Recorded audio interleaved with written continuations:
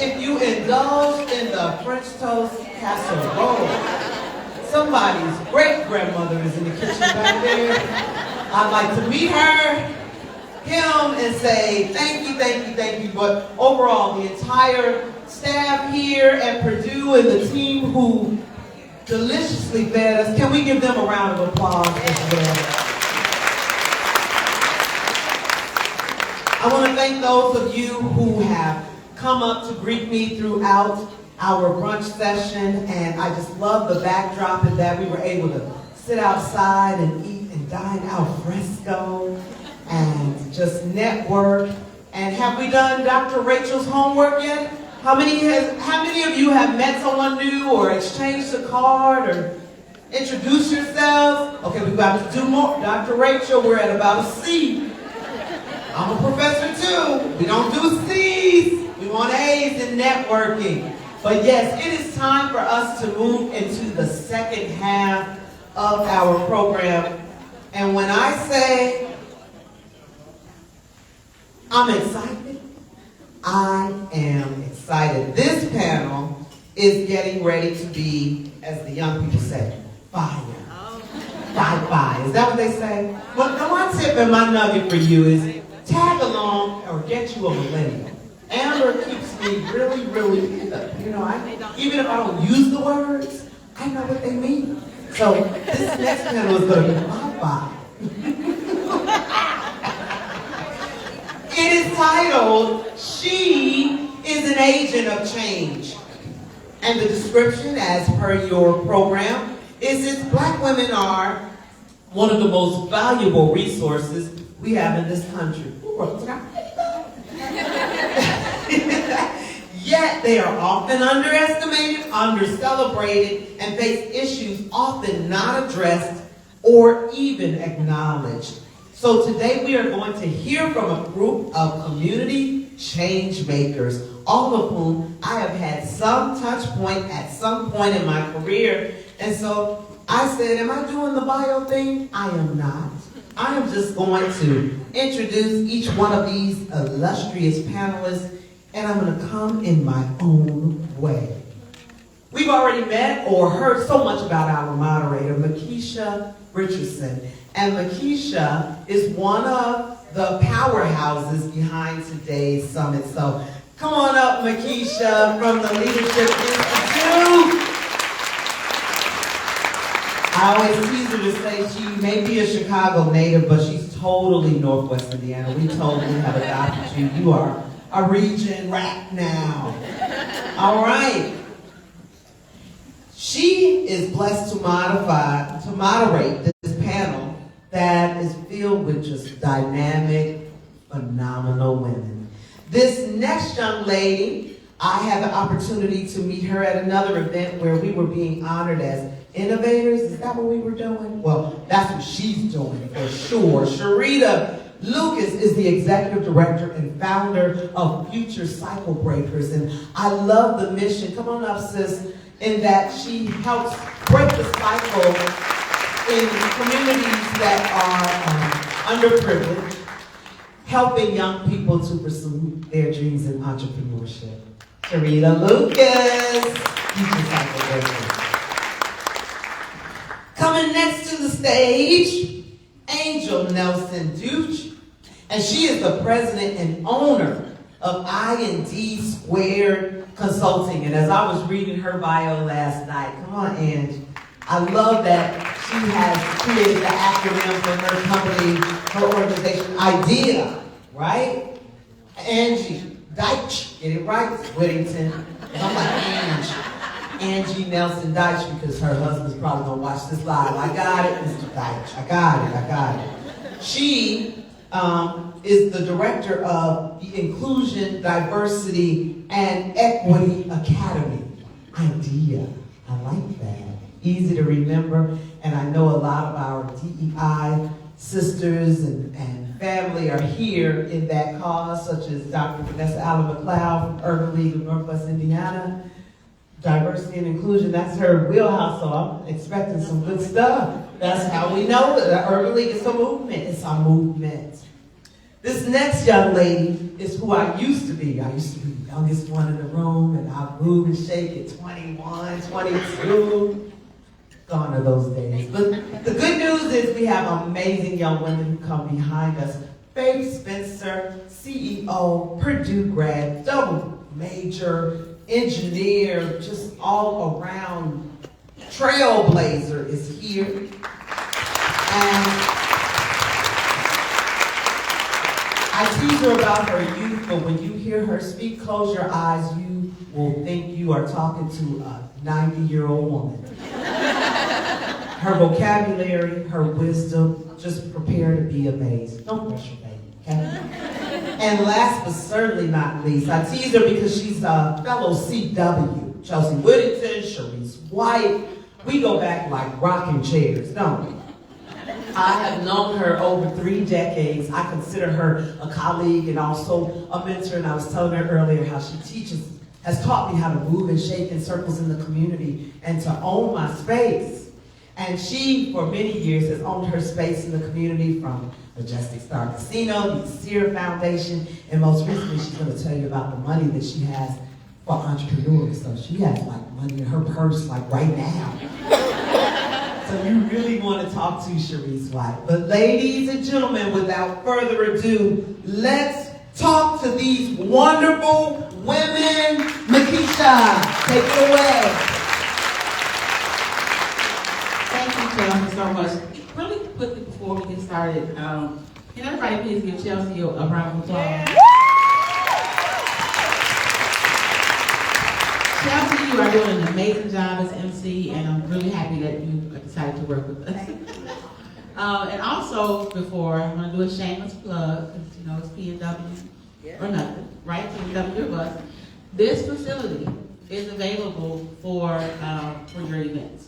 So if you have a wedding or a shower, they can close out the room with 3 parts. They can open it up. You can have the whole thing. You can use the outside.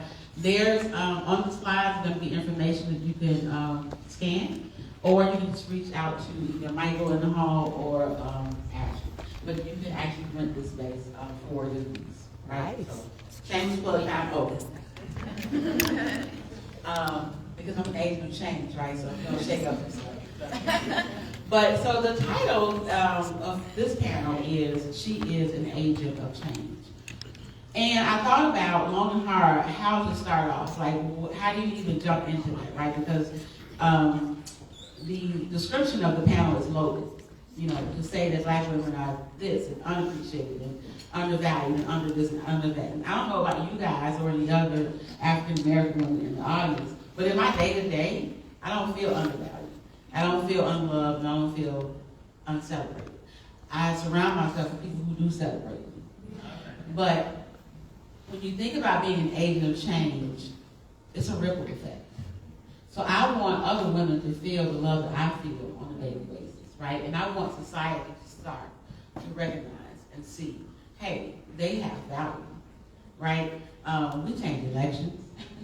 Don't we? Like, we have voting power, we have buying power, and we have a voice, and we're a power to be reckoned with.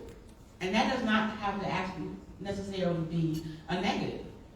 And it doesn't have to be, you know, you're angry or you're, you know, agitated or anything like that. It's just who we are. And all of us, we're not a monolith, which is why I wanted to make sure that I have someone from different facets of industry up here, and then all age groups as well, right? So we're well represented up here, right? So I wanted to just start off, because this is a great panel of women, right? I want to ask each of you, A, do you even think that you are an agent of change? And if so, why? And if not, why? Sharita, we'll start with you. Is this mic on? Yes, yes. I am definitely an agent of change. I started my organization, Future Cycle Breakers, to prove that all of us have gifts and values. You know, we all have superpowers. And a lot of the youth that I deal with aren't allowed to show their superpowers because they're stuck in situations that are beyond their own control, right? So they don't even know. When I talk to the kids, I ask them, do you want to be an entrepreneur? And a lot of them say they don't know. Nobody's ever asked them if they wanted to be an entrepreneur. So as a change agent, I'm that person through my organization that feeds these kids and teach them and show them in all the ways possible that they can do what they should be doing, what they've been called to do. So yes, I am an agent of change. Thank you. Yes. Yes. I've pivoted a couple of times in my career, and whether I've been in corporate America twice, and I will say, as an agent of change, I've had to change the culture within my departments. Not necessarily the corporation. That's why I always leave, because you can't always dictate a culture. And George Floyd proved that. I knew my time was limited in corporate America when everybody started making, these statements from the corporate level about, feeling included, and we're going to include, and we support our employees. And, each department that I've ever been in, that I've led, the organization, leadership, management-wise, I've gone from being the only black as the leader of an organization to hiring veterans, women, black, Hispanic, and leaving them better than when I got there. And I think that's what being an agent of change means, is that you empower people to make decisions. And then you figure out how you're going to bring people around to make sure that that culture is, you can make a decision, I'm going to support you. I'm going to make sure you're emboldened to do those things. I try to keep, young people around me. But what it is empowering people to make decisions, good decisions. And I'm telling you, and you'll hear this from all of us, as black women, we're mentored to death. And we're not sponsored. We're mentored to death. And I had to tell, they asked me about another leadership program. I said, I'm not doing another leadership program. Keep that for somebody else who needs it. And I wasn't being arrogant. It was like, I'm tired. How many degrees do you have to have, and how many certifications do you have to have, only to watch people with a high school diploma be elevated over you? So all I'm saying is I made a conscious decision to leave a six-figure job to do my own thing because of that. You can make changes with people that are around you, and you surround yourself, but you can't force that on a corporate culture all the time. So, yes.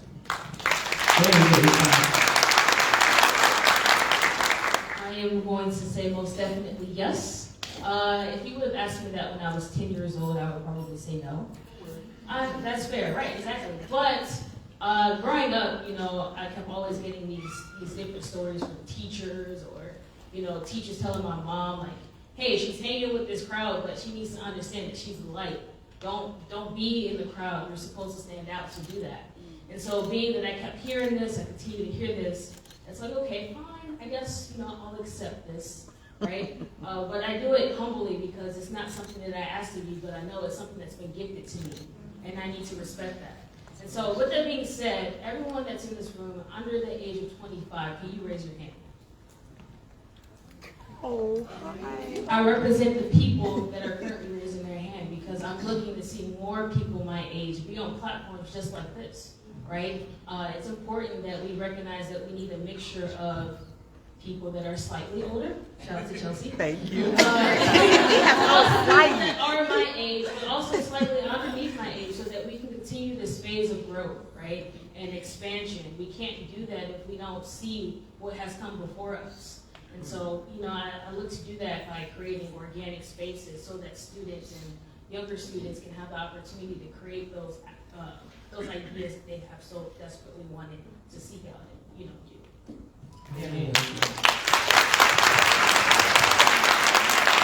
Good morning, and yes, I'm an agent of change. Right now in my life, I wear 3 hats. The first hat is I'm a regional development officer, as Chelsea said, giving out money. But our company, we provide loans for small businesses. So my change is being able to help make a difference to these small businesses who aren't able to receive funding. If they go to a bank and they're turned down, they come to our company and I'll do all that I can to help them. My second is I'm the chairman of the board and founder of my foundation, and we empower and teach students how to be innovators and entrepreneurs. And those that are high school seniors, we provide scholarships to those seniors. And as of last month, we turned 10 years old, so in 10 years, we have provided these opportunities. And then we have taught our students how to produce their own television show, and I'm happy to say that it was featured on Good Morning America GMA3. And then my last agent of change is making a difference in the community. About a year ago, I met with the publisher of the Times newspaper, and I said, you know, I can speak on behalf of myself, and I really feel I can speak on behalf of the people in this room. You know, we get sick and tired of opening the paper to see who got killed and who got shot. And I said, you know what, there are some positive events that take place in Northwest Indiana that need to be featured, and they're not. And he said, well, do you want to do that? And I said, well, yes. So, as of a few weeks ago, for 1 year, every Sunday, I feature a celebrity and society column in the Times newspaper. So be sure and look at it. And I'm making a change, being able to feature you that ordinarily would be featured in the paper. So yes, I'm making a change. That's amazing. Thank you so much for that. So I have questions prepared. We talked about the questions, but I wanted it to be organic, and I really want to dig into some of the things that both Angie and Faith said, and we got about 20 minutes.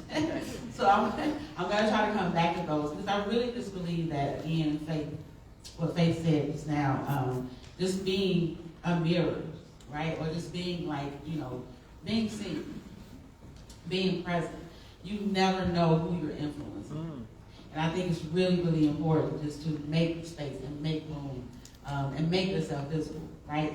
Which leads us to the first prepared question. I want to stick to the script. So the main driver of success for Black women seems to be our ability to navigate the challenge of being overlooked. We're very resilient, right? We're going to be heard, we're going to be seen. It's also called intersectional invisibility.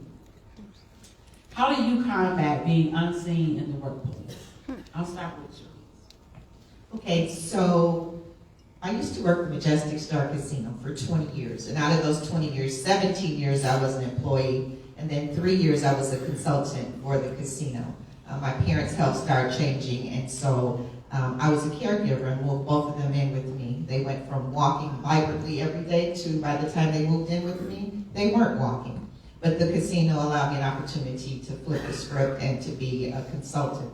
And so when I was with the casino, I didn't feel that I was not being seen because I didn't work hard, I worked smart. And the owner of our casino was the only African American in the country to own 4 casinos. So of course, it was my job to make sure, to help make history, to make sure that he was seen. So if he was being seen, I was being seen. And I wanted to make sure that that was very important to me. So starting out, I didn't feel that way. And moving forward, I didn't feel that way. So you have to make your own space to say, you know, what it is that you want to do in your life. That's what I did.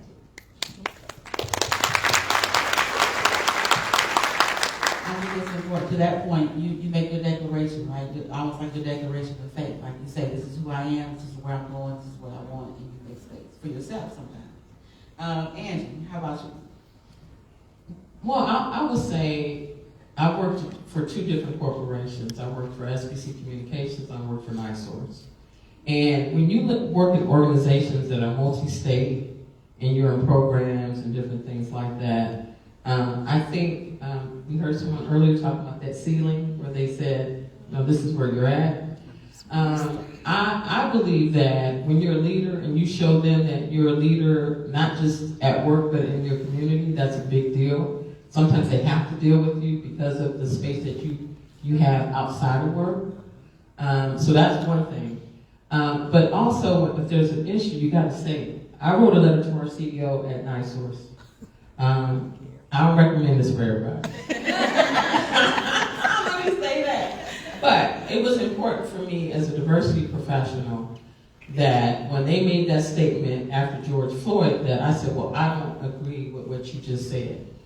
And I sent a letter, snail mail. I listed out 10 things that I pointed out about management and leadership and what it looks like. I talked about promotions. I talked about firing and a union. I talked about all those things. And I told my boss, I want you to read this before I send it because this is the first time in my whole entire career I've had an African American boss, a leader. And he said this letter would do more than any conversation that we had in this organization. Send it. And I thanked him for that because I didn't want him to be blindsided by what I was sharing. And because he says, you're right. He said, I moved for this company 3-4 times. And my peers are all vice presidents. I just got promoted to a director after 35 years. So I say this to say that we think as African Americans, and especially as women, that we have to keep going to get education and keep going to get these certifications, when in fact, it's really about finding that sponsor. I'm telling you, we can win. I had to, look, I don't need another mentor. I need somebody to sponsor me. And what happens is, you'll watch people aside and you're like, we're in the same program, how did that happen? So I just think that creating your own space of leadership, especially outside of your organization, really prepares you and shows them who you are as a person. And then if that's not what's going to happen for you, you realize that I'm one of those ones, I'm not going to stick around 20 years. I'm like, okay, my day is done. It's coming. Let me just go and do my own thing. And that's what I've done. I've done it twice where I've said, okay, corporate America, this is not my space. Because if I can't lead authentically, I don't want to be here.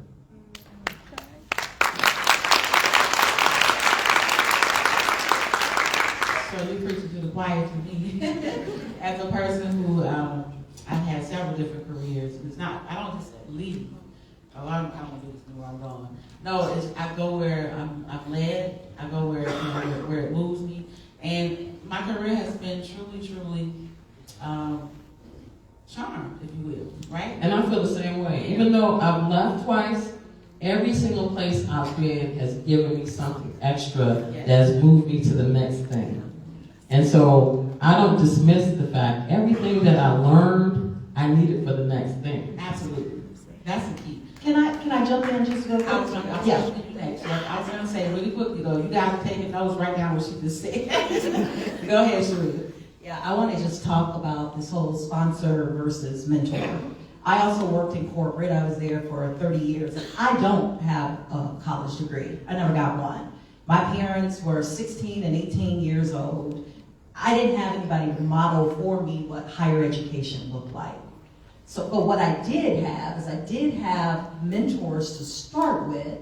And in corporate America, I built up, I did what I do. And I ended up being a senior partner at a global advertising agency that's one of the largest advertising agencies in the world. And I was the black girl overseeing teams of technical folks that were all white men. None of them looked like me. So I did what I did, right? So, but when it comes to the sponsors, you definitely want to have people in the room having those conversations that you and I know nothing about.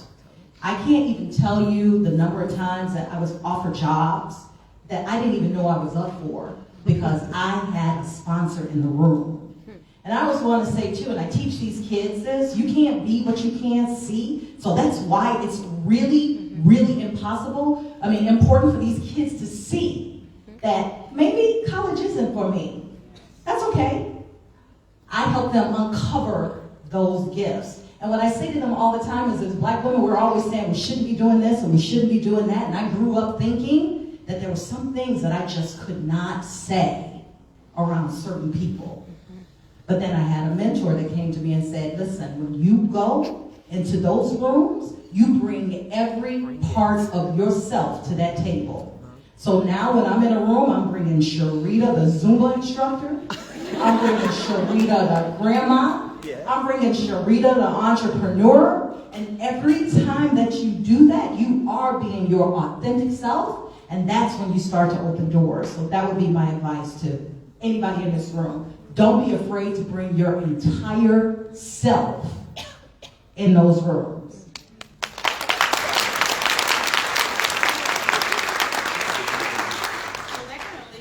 That's a good segue to another question, right? That we discussed. because you talked about not being able to speak up and say certain things and be your authentic self. There's a certain section of us were raised to do that. W.E.B. Du Bois talked about the dual soul of black folk. That's a real thing, right? it just is. But it's not a real thing for the younger generation. No. It is not. And I'm happy. I'm here for it. I'm happy for it. I support it. So what are some of the major differences, I would say, or I'm asking, between baby boomers, Gen X, and Gen Y? I'm Gen X. Versus like millennials and Gen Z in terms of self-awareness and self-expression as black women. Like 2, 3 of you have your natural hair, right? You see that more and more in the corporate setting. Weave withdrawal is real. No, because for years, we were told that our hair, the natural way that comes out of our head, was not professional. And so from Gen X on back, we gave into it. But how do you guys, like, what are some of those differences and what are you doing, Faith, specifically to work to bridge the gap and to kind of, step out and break out that mold?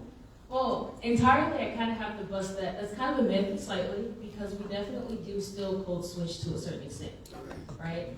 She came in with a good Code switch. Code switch. That's what it's called. Yeah, go ahead. I mean, because, right, we still got to go to work. To a certain extent, we're starting to realize and break out of I don't actually have to work for you. I can go out and do my own thing. And so that's the space that iWorks is kind of like bridging into, is the fact that you have the opportunity to be an entrepreneur if you want to be an entrepreneur. But I can tell you it's going to be hard. But I also can tell you that with the right support system, with the right help, and with the right foundation, you can do it if you want to do it. And so, I mean, yes, to a certain extent, I can do what I want, but I also have to recognize who I am and what I bring to the table. And so if you can't accept what I bring to the table or don't like how I'm portraying that, then that's okay. Either I'm going to find another job or I'm going to spin up my own thing. That's just what I do. And I mean, even to this day, right, with iWorks, and I'm also a consultant out in Chicago, I do both. And I like that at work, I get that entrepreneurial feel. I get to choose the work that I want to do in terms of what clients and stuff that I want to work with. And I get that opportunity to really bring my whole self to work, as people like to say. So yes, we do have it slightly better, right? But there are challenges that still exist. What are some of those challenges? Some of those challenges, well, for one, the biggest one, right, is working your way up through the leadership, the different leadership rankings. I've discovered that to be a leader or to move up in the ranks, you have to really understand the political side of things. And that's not something that has ever really been discussed or talked about, but also, once again, entrepreneurship was never talked about in the household either. So as I continue to work and navigate my way through this full-time experience, not saying that I plan to keep that, but point being, if I do choose to continue that route, that's something I have to recognize that it does exist, right? And how do I navigate that? So really finding someone that can really break down what that process looks like, because it really is a dog-eat-dog world, right? And so I just have had the graceful, support for my family, and the fact that they taught me to build relationships, right? And so I've taken that everywhere I go. I build a support system everywhere I go. Yes, I've interned at multiple places in energy industry, education industry, consulting, right? And everywhere I've gone, it's like, I'm interning, right? Let's show the great picture. No, I'm gonna go dig deep. I want 101s. I want coffee chats with the executive leaders. I want to know, what are you guys going to do to help bring me up where you are? I don't want to live next door to you. How do I do that? Come on, you. We didn't do that, but we did. That's what I'm talking about. I love to see that, and I totally support it. Sharice, you want to weigh in? Sure. What I like to say is the baby boomers, we're careful of what we say and how we dress and what we do. Where the younger generation, they say whatever they want to say, wear whatever they want to wear, do whatever they want to do. Where baby boomers, we meet and we talk on the phone and meet in person with them. They don't have time to go through online or social media. So they have a different aspect of the way that we are. But I just told her a little while ago, in life we have to have faith. So faith, we just keep it up. And I agree with that. So I have all 20-somethings that are my kids. They're all in their 20s, and I have some people on my team. One raised her hand today. That's under 25. But that's the thing. I feel like what has happened, and this is Northwest Indiana, and I'm in Michigan City, is that we have done a poor job of bringing people up behind us. I don't care what color, what race, what sex, anything. We are very territorial, especially in politics, very territorial about someone replacing us when I'm saying I need to build these people up to replace me. Yes. And that's the thing. Everybody wants their little stronghold, and there's room for everybody. And so I'm learning from them, and as I bring my young guns, I call them, around and bring them to events with me, I learn from them every day. And I think if everybody did more of that, it changes the dynamics. And I tell people, I have volunteers that are anywhere from 15 to 85 years old. And that's on purpose. Because we can learn and value what everybody brings to the table. And we need everybody. If we want Northwest Indiana to be a better place, we need to know how decisions impact everybody. And I had a gentleman say, I'm tired of people making decisions for women. All these men making these decisions about women's bodies. I don't want to get into politics, but it's a true statement. I don't need someone that's 80 years old telling me what I need to do with my 20-something-year-old. So that's all I'm saying, is that we have to have a swath of everybody to make decisions and to understand. And I believe that this generation, I know my daughter would jump off a boat in the middle of the ocean and would have no problem. Like, hey, throw me a life vest. I'm about to swim right now. And I'm okay with that. I'm there to support her, though. If she want to go jump off, I'm going to be right there waiting for her with a tugboat or something. And I think that's what we don't do enough of. Hey, Dr. Vanessa, I see you over there. But that's what we should be doing as leaders, is doing that and doing more of it, as women in general, especially with our young girls. So I want we have like 2 minutes left. I know, right? We have 2 minutes left, and I want to kind of wrap it up a little bit. So I'm going to try to chop up this last question, right? The full question was, what are the common misconceptions people have about confidence? And how have you worked in your personal career to combat them? You don't have enough time to answer that. But to kind of piggyback off of what we've been talking about with this conversation. Leave the audience with one misconception about either your generation or the younger generation or just Black women in general, and then a fact behind it, if that makes sense. Okay. You want to go? That there only could be one of us at the table. For some reason, we always feel like if it's one woman, one Black person, one anything, that I'm scared to allow someone else in because then it's going to move me aside. That is a misconception. There's room for all of us, and we should be encouraging that. And you'll see, the more diverse your team, the more productive it will be. Again, I went from just me being the only Black person in 5 states in my organization, as far as the leaders, to have 4 women, 3 Black people, 2 veterans, 3 white men. That's a thing. And I didn't do the hiring. I let them hire the people.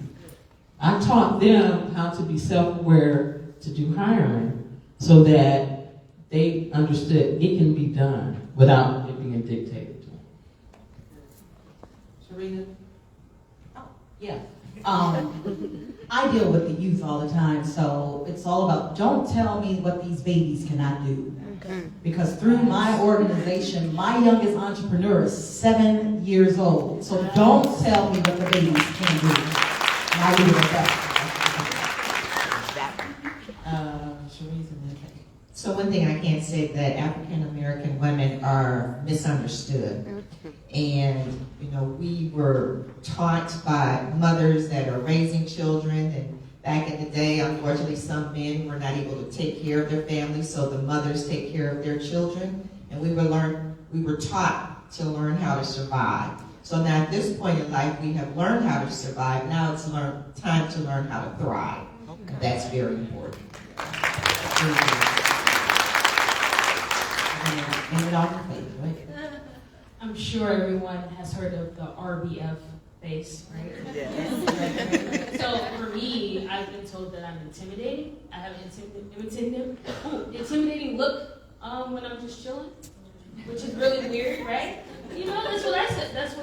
But it's fine. So the classic phrase, don't judge a book by its cover, just walk up and introduce yourself. I mean, you'll really be surprised that, oh my gosh, this person is so cool. You know, and friendships literally come from that. So just because someone's intimidating to you, please just walk up. I'm sure the conversation will go great and life will be amazing. So that's my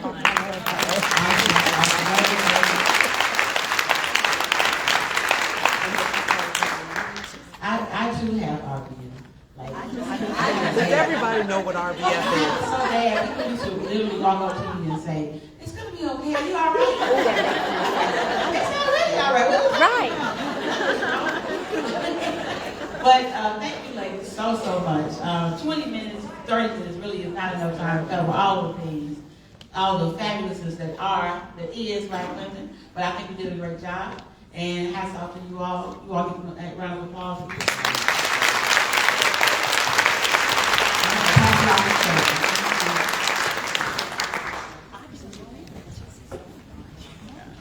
Another round of applause for this amazing panel. Okay, so what's all right about faith? I told you. I'm real confident with my Social Security now. I think that you're really fine. Just get a bunch of faith and yeah, my retirement is secure. So for those of you, is there anybody in here who doesn't know what RBF is? Okay, because it's not a color scheme, color wheel, that's RBG. My sister affectionately will call me Butterfly. So it's resting butterfly face, right? You can fill in your own whatever butterfly or whatever other B word you want to use. But yeah, sometimes we're not aware of what our expression is when we're just a space that's just chilling. So we were like, she has RBF. So we've learned something new. Dr. Rachel, that's our nugget. RBF. It is time for our next keynote speaker. Dare I not butcher her name, Dr. Amanda.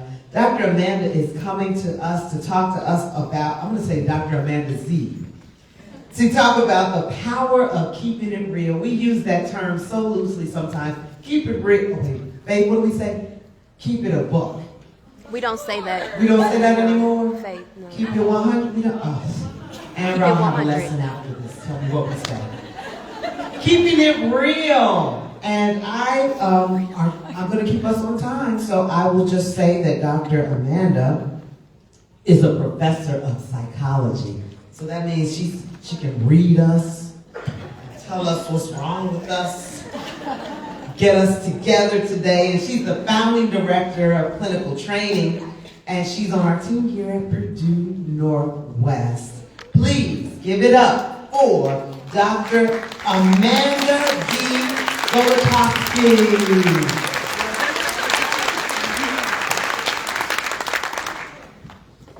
Thank you so much. It is wonderful to